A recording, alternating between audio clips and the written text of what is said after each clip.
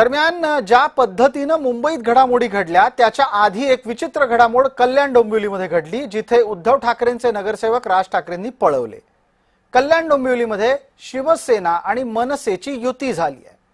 भारतीय जनता पार्टीला दूर ठेवण्याच्यासाठी शिवसेनेनं मनसेच्या सोबत युती केली आहे असं दिसतंय।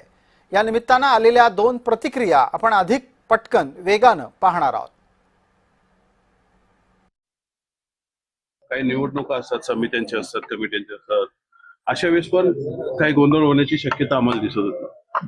तर अशा वेळी आम्ही कुठेतरी एक बाजू अशी स्टेबल राहावी या हेतून एक पाठिंबा दिलेला आहे। आणि ऑब्विसली शिवसेना, शिंदे आणि बीजेपी हे एकत्र लढत आहेत, त्यामुळे त्यांना समर्थन देऊन आम्ही त्यांच्यासोबत जात आहोत। सर, मनसेला काय भेटणार आहे याच्यामध्ये?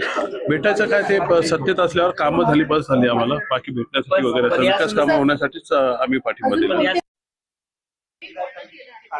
राज ठाकरे व्यक्तिगत असं मला दिसतंय। या निर्णयामुळे जो स्थानिक पातळीवर झाला असं म्हणतात, त्याच्यामुळे ते व्यथित आहे।